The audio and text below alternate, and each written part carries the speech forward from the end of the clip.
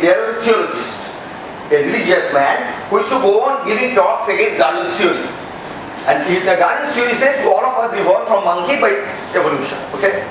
And those days, he was very much against the Pope, Bible, and the church was against it. And he was going to give the talk. He said, you are traveling in a forest and you find a beautiful watch and you look at it and you admire its symmetry, its perfection and its regularity, and you know somebody has made it. There is a watchmaker. Now look at nature. It is so beautiful. Flowers are so symmetric. So somebody has made it. That's what is logic. Richard Dawkins said, yes, somebody has made it. But that maker is a blind force of nature. That's why the name comes blind watchmaker. Now he gave a whimsical example, Richard Dawkins. And this is from Hamlet. Here Hamlet is the brains, whatever he is saying, he is praying Polonius, he is just repeating it. Hamlet, do you see yonder cloud that's almost in the shape of a camel? By the mass, and it is like a camel indeed, Hamlet. Methinks it is like a whistle, Polonius. It is what like a whistle, Hamlet said. Or like a whale, Polonius says, very like a whale. Okay, you are supposed to say what the king says, Prince says. So this is the thing that now this thing is full internet. You find enormous number of writing on these things now, particularly after our paper. So when I read that, and so what now Richard Dawkins, he is a theorist. He went out to say, okay, then we think it is like a whistle, 28 characters including 6 blanks, because if you count it, there are and 27 possible choices, 26 alphabets plus a blank. Now random attempt by a monkey. Now what he said, let me see how long a monkey will take to formulate one line of Shakespeare's Hamlet. And this much will be required, attended by monkey, this many random keystrokes. So by 10 to the power 40 keystrokes roughly, he will get the line of Hamlet right by probability, by statistics. Now, that's why Richard Dawkins did a wonderful thing. If the monkey now will make a change the rule, random, it is not random. If the monkey cannot change his letters correctly, if you get correctly once, then you don't change it. You just make a rule.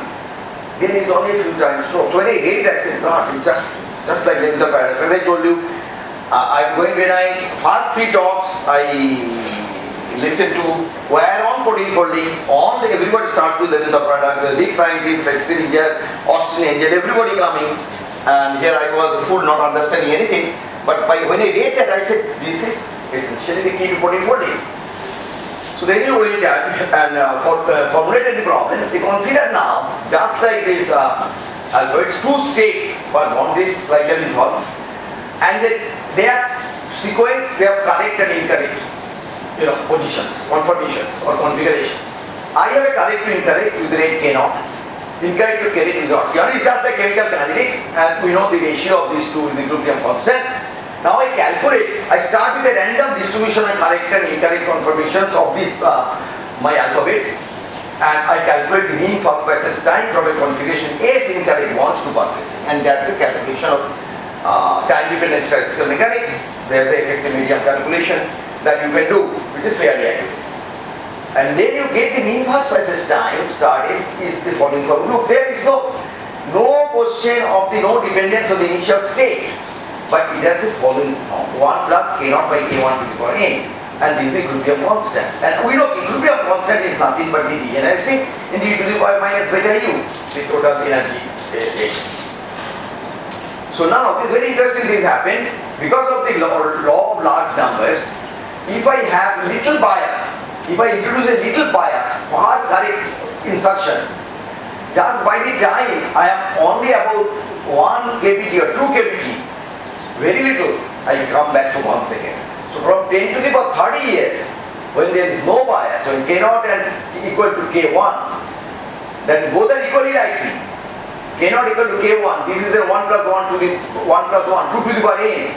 So 2 to the power n is that will come to 10 to the power 30 if this nu is actually 3. But very quickly, very quickly, see how tremendous. This is essentially Monte Carlo. And then this kind of change in protein folding in those days, Rupert Strand from 4th to 7th edition, I don't know what now. This whole protein folding chapter was written like that, Levinger also like that. Very recently, there is an article written fully on that paper, a Leventhal paradox, who explained our work just using the same notation, correct and incorrect. He pointed out one very important thing, this guy, in terms of chemical integration, but it's a bigger paper. Our was 2-page paper, 2.5. This was our 7-8 page paper, but he worked out many cases of these things. And he pointed out that in this model, there is already a funnel. That is, if I plot number of configurations, which is 2 to the power n at most, then that is the entropy. And as I make contacts favorable, correct contacts favorable, that is the enthalpy. So I have this funnel. As entropy goes down, enthalpy gains. So then extended state is the state which has lot more entropy. And native state is the state which has much more enthalpy. So two different factors are playing an enthalpic stabilization. Okay. Around the same time, this funnel diagram came, and there's a ruggedness. Actually, first diagram I drew out was the ruggedness in it. But I think Attila Zau and Bob's ones simplified by model. That is what really happens if you are famous professor and powerful professor in the United States. You get much more, but our paper also has got a decent amount of citing, or close to I think 400-500 now. Not like 1,000 that they get. Okay, now, so this same that in the extended state you have a lot more entropy, but you have some high energy. But when you go down this funnel, then your entropy decreases because this it becomes narrow, the much less conformation space, but you gain in terms of enthalpy stabilization or energy stabilization. And this is the unique. So this is just a drawing, but it plays a very important role. At the same time, he did a calculation, Peter Wallace, trying to take in a kind of ruggedness into account. He didn't do a very good job, and I'm not going to go into that. But the person who did a wonderful job, effect of rough energy landscape on diffusion, is by, again, my advisor and the postdoc advisor and the brilliant person, Bob Zwanzig. He just did a very simple calculation. And he said, if you have a ruggedness of this kind, in a mountain pass, and you encounter many hills, then this is multidimensional. We have a lot of water multidimensional. I'm not going to talk on that, but that's beautiful science. Really beautiful physics comes in. And I unfortunately don't have those slides with me right now. But he said it will be super harmonious. See, if you have a barrier of epsilon, then Arrhenius say rate will be slowed down by 2 minus epsilon by kb. But this is not the barrier, but it's a distribution of barrier and the width of the distribution. This is super harmonious. So ruggedness can really reduce the rate. So diffusion in rugged energy landscape, potential, that is him. So here is simple potential. He said, okay, he put up this potential and let me calculate the diffusion or relaxation from here to here to the funnel. And then I'm not going to go through too much of the calculations, but you can do this kind of problem by using the general problem, general potential as you want, and this is the perturbation, the ruggedness, and then you can calculate by using methods of time dependent statistical mechanics in mean first versus time. Same thing I did before, and you get this kind of effective diffusion. Now you can do an averaging, local averaging. And it's a Gaussian random potential, that the randomness is Gaussian with this kind of distribution. So epsilon is, I'll use interchangeable delta, you find that effective diffusion, that the system executes, move along the potential surface. The experimentally observed diffusion will be much smaller than the bare diffusion if you do not have ruggedness. So this is essentially a very useful result. So, however, nobody has done these tests. So at one time, it took a very long time. We checked once. That started sometime in 2005, 6 or 7, around that time. And we simulated Zwanzig's model in a little different form. And we found Zwanzig doesn't work. And this is the Zwanzig's, and these are the simulation results. We repeated many times. It took 3 years. Different kinds of potential we formed. And we found that Zwanzig just cannot describe these simple things. Then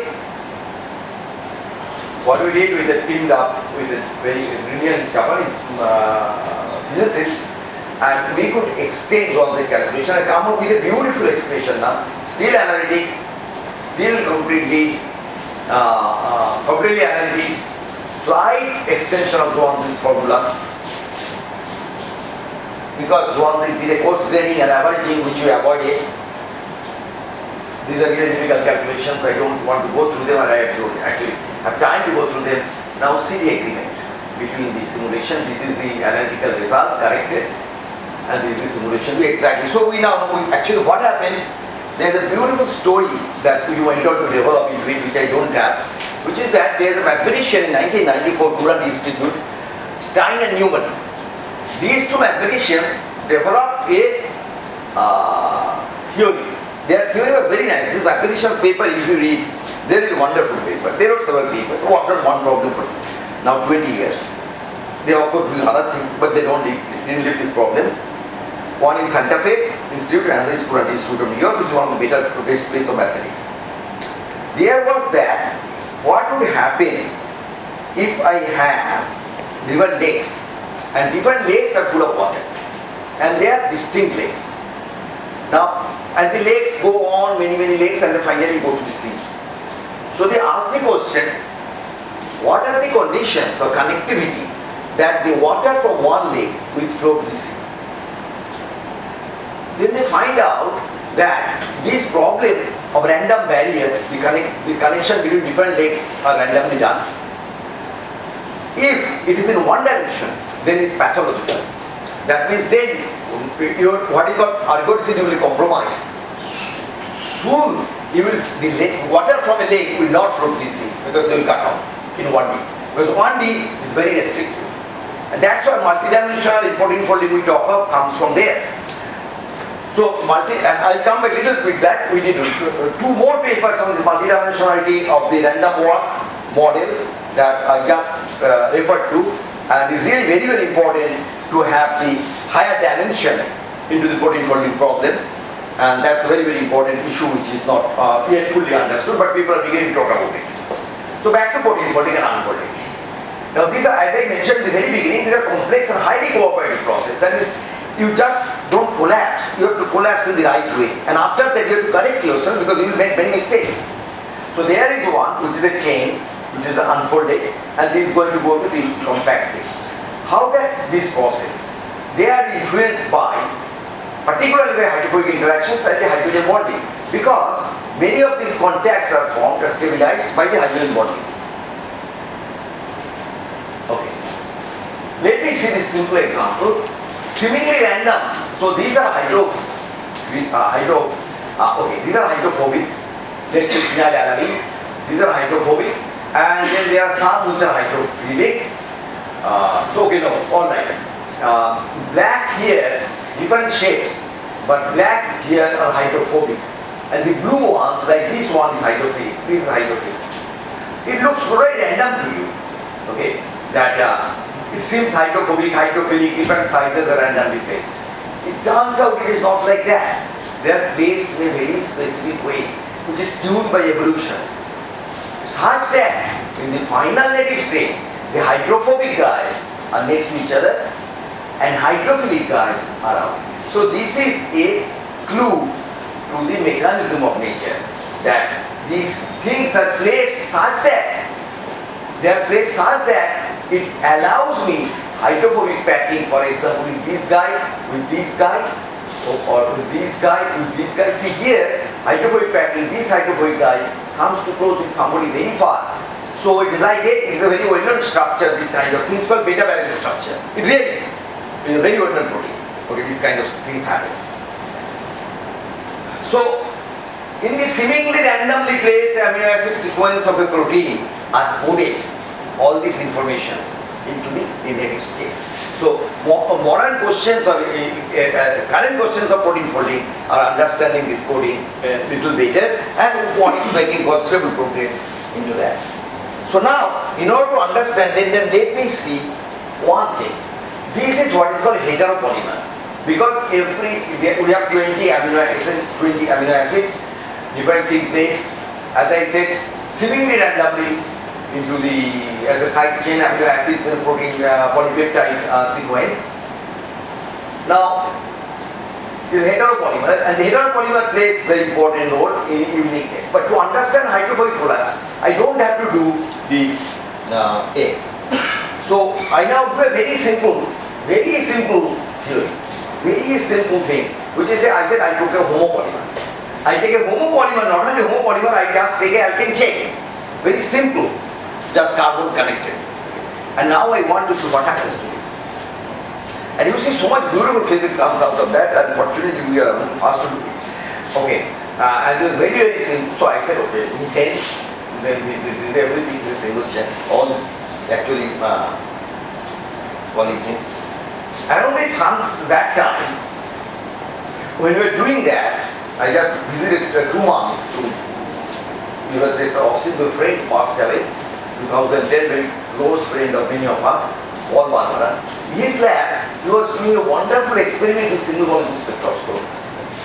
That's the first time I saw single molecule lab, and he very excitedly told me, Biman, come, I'll show you.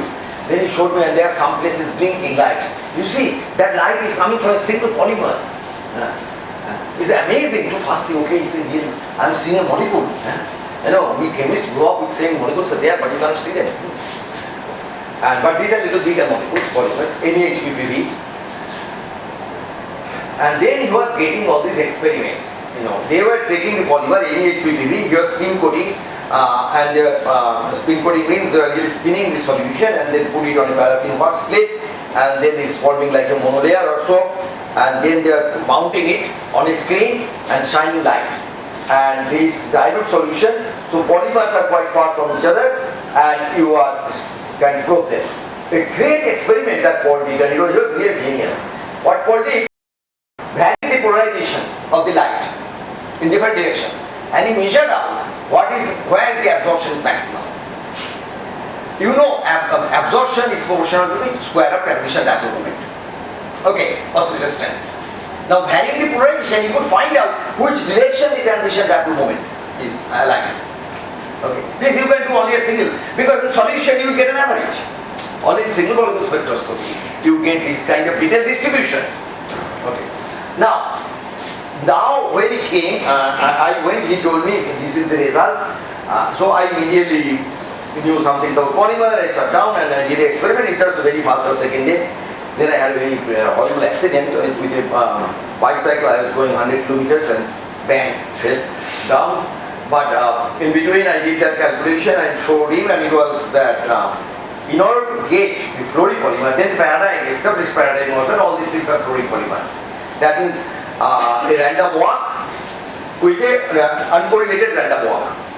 And I said it cannot work because the NAHPPB as a conjugated polymer with a big chain has to have a coherence length of 7 to 10 monomer. That means it cannot bend before 7 to 10 polymer. You know, it has to be like, it has to stay up to 7 or 8 or 10, then it can bend, that kind of thing.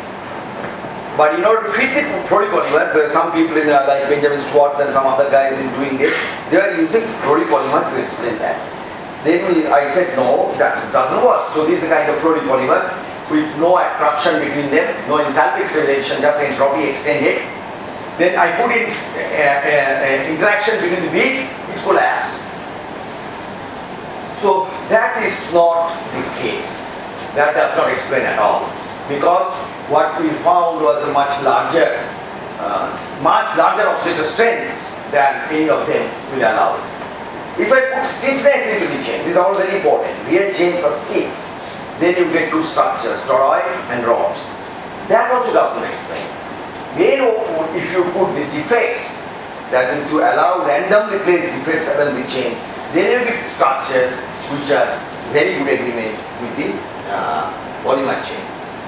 So as I said, I will say that exactly on the same time we are doing polymer, because I had a person in Indo-French collaboration, Aurelia Pereira, who was visiting 95-96 to Bangalore, and he knew how to simulate these polymer chains. So we are beginning to, for no obvious reason really, we are doing that.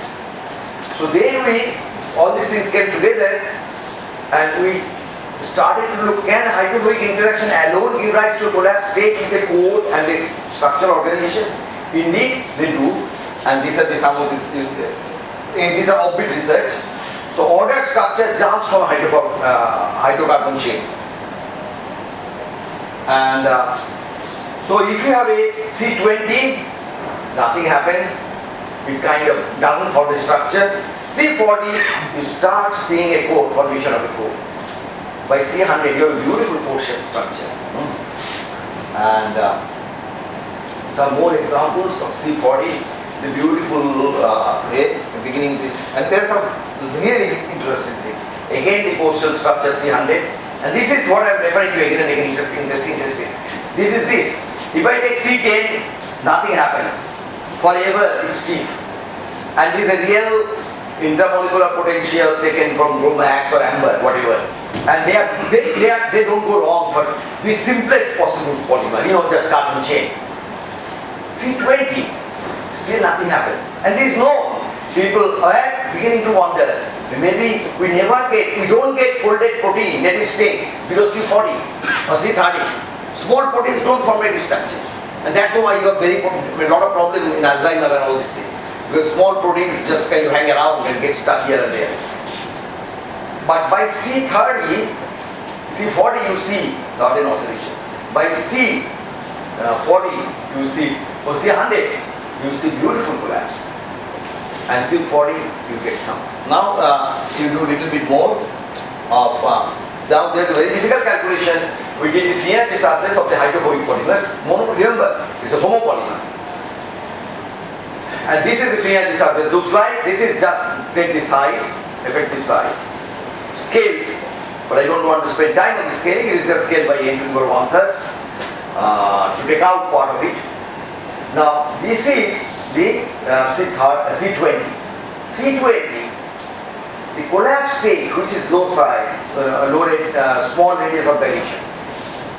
Just about a little plateau, deep minima in the extended state. Now come to C30, you start seeing both, but still this is bigger minimum. The extended state is more stable because entropy wins. But go to C40, you can see. It is solvent, yeah, it's explicit solvent. Explicit solvent, it's very difficult calculations. These are by metadynamics.